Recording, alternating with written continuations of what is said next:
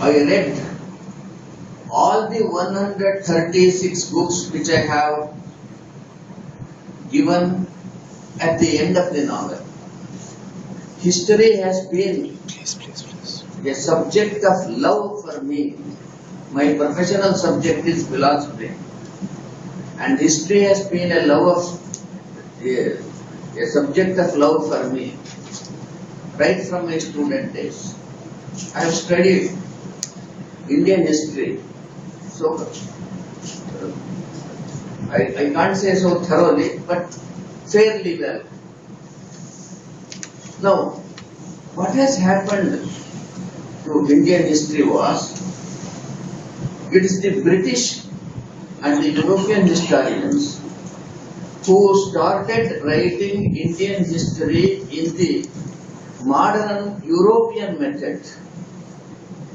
And when the British wrote it, they gave a twist to Indian history so that they could capture the minds of the English educated people in such a way that they should accept the inevitability of the British rule or the continuation of the British rule in the country.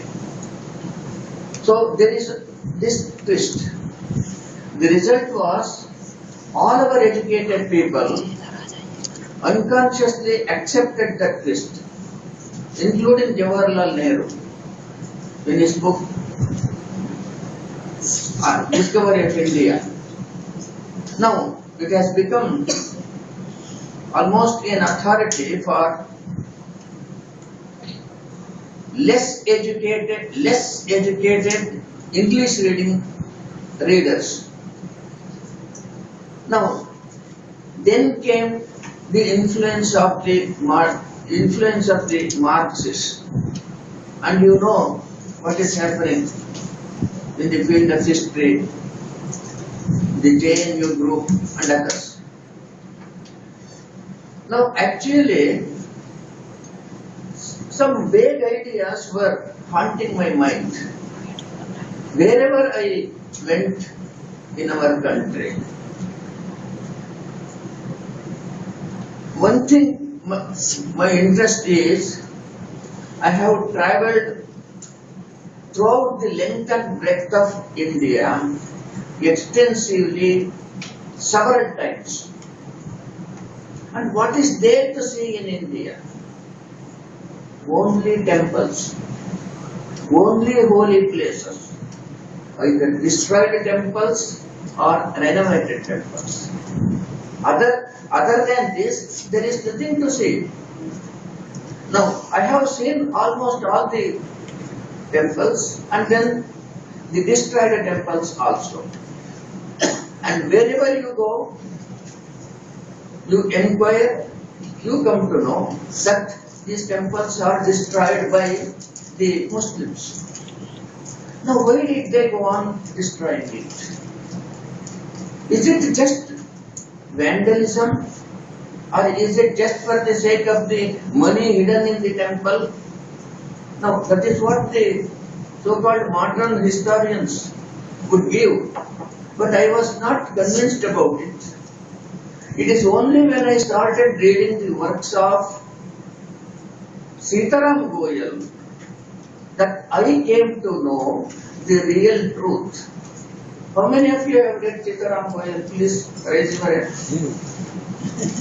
Now, I request you all to buy all the works of Sitaram Goyal and his teacher Ram Swarup and the books of K.S. Lal.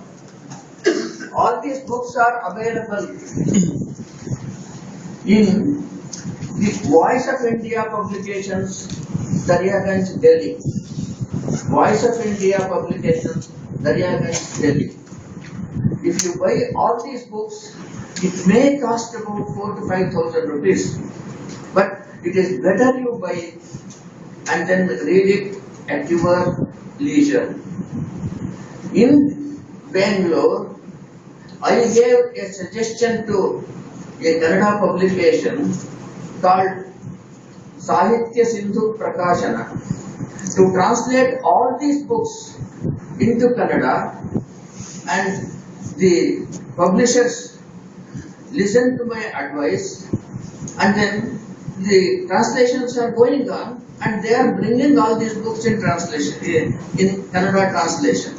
It is so important to know about your history and about the hypocrisy of our historians. You must also have read the book by Arun Shourie about, what is the name of that book? Eminent historians. Huh? Eminent historians. Eminent historians. You must read that book also. Yeah.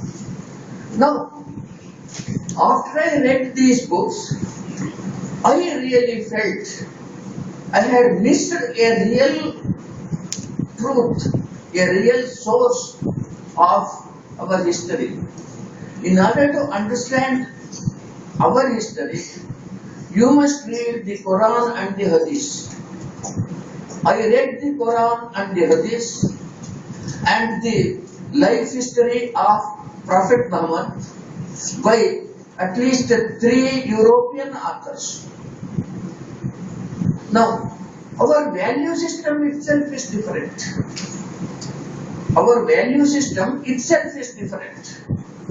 And when the value system is different, naturally there will be clash. The difference between religions which was borrowed in India and the other prophetic religions, this is the, whether it is Buddhism or Jainism or Vedantic tradition, there is no difference in the ethics. There is no difference in the, after all, what is important in religion? The important factor in religion is the concept of man. What is your concept of man? What is your concept of God? What is your concept of the world? And what is your concept of the relationship between man, God and the world? Now in India, there is not much difference, even though there may be differences in details, whereas there in the West, it is completely different. It is completely different.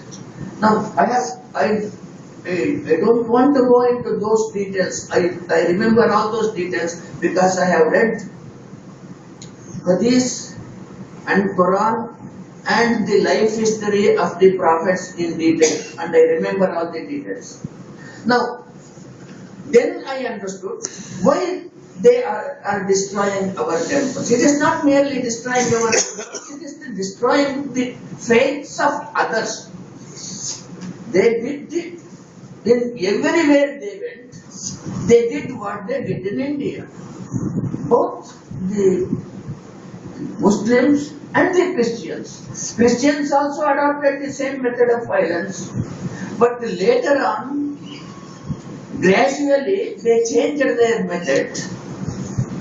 They changed their method, but the effect is the same.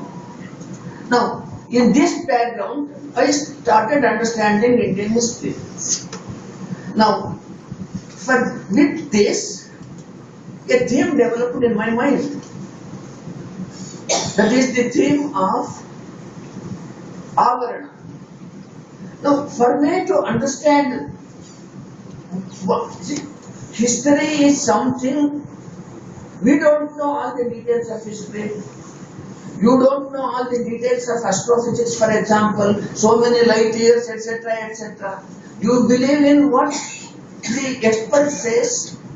In the same way, you believe in what the expert in history says about it. What is it that our experts say in our history? That is also very important. Therefore, in my novel Avarana, expert historians are characters, and the real history is another character. That is why I have put, the two stories take place there. So parallelly, two stories take place. And I have adopted another technique.